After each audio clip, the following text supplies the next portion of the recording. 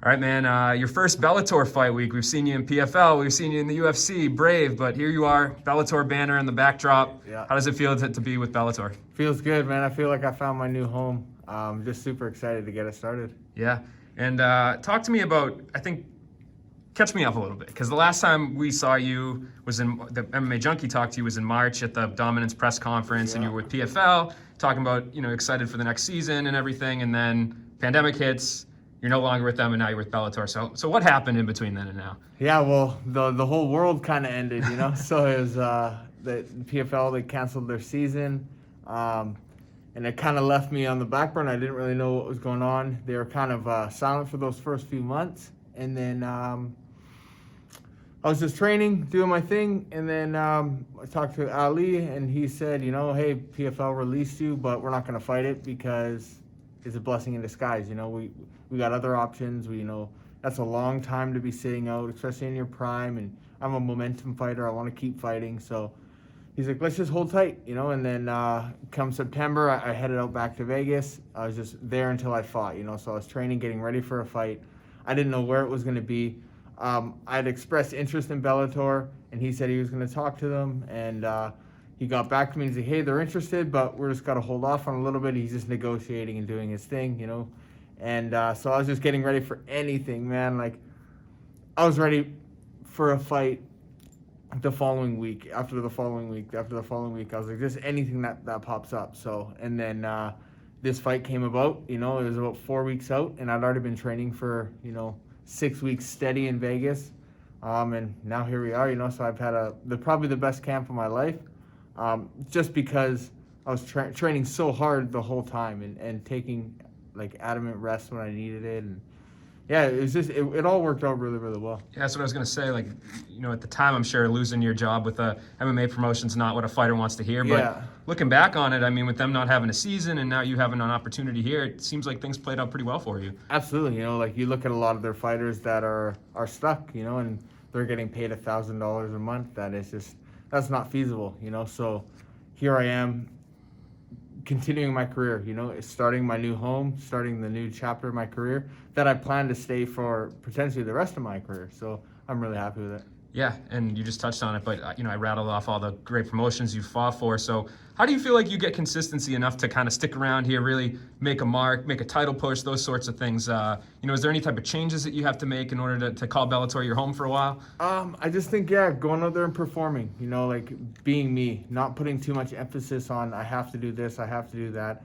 They signed me, they showed interest in me as well, it's a mutual thing. So I'm just excited to go out there, get my job done against Matt Bessette, and then figure out what happens next. It's a 4-fight deal to start, and we're just gonna go from there. I want to keep going. I just want to stay consistent with these guys and make it a home. Yeah, and talk to me about the fight with Bessette. I think you guys have some similar opponents and stuff. So sorry, I keep touching. No, it's all good, man. It's 2020. We gotta deal with the elements. But talk to me about Matt Bessette. You guys have some similar opponents. Was he a guy that you were familiar with when they offered the name, or? Well, I've known of him. I'm a big fan of just the featherweights in general. So I've known of him from back in. He fought Lenny Wheeler, who was another Canadian, way back in the day. So I knew of his name back then, and I was following all the featherweights in Canada at the time, just being a nerd, Yeah. And then he made his tenure in the UFC and whatnot. And so his name has been relevant. It's been around. I've seen him.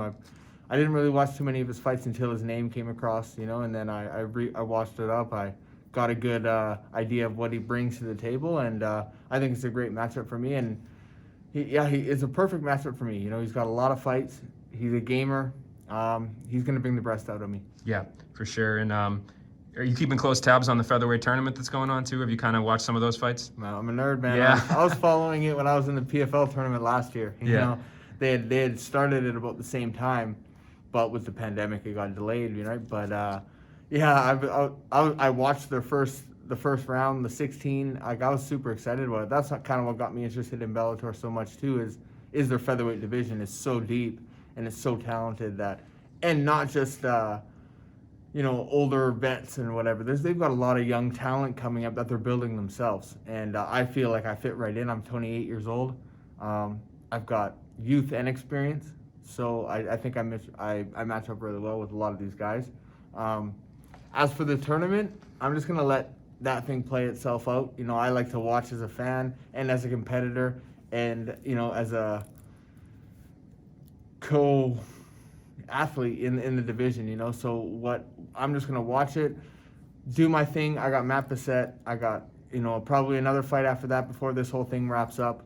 It's probably going to take, you know, another 4 or 5 months, and I'll just let that play itself out, and I'm just going to focus on Matt Bessette and then whatever's next after that. But I'm not too focused on jumping right into the title picture or whatever like that. You know, if that's what they want me to do, of course I'm all for it. I'm a competitor. I feel like I compete with the best in the division right now, but I'm just looking to fight whoever they put in front of me and keep winning. Yeah.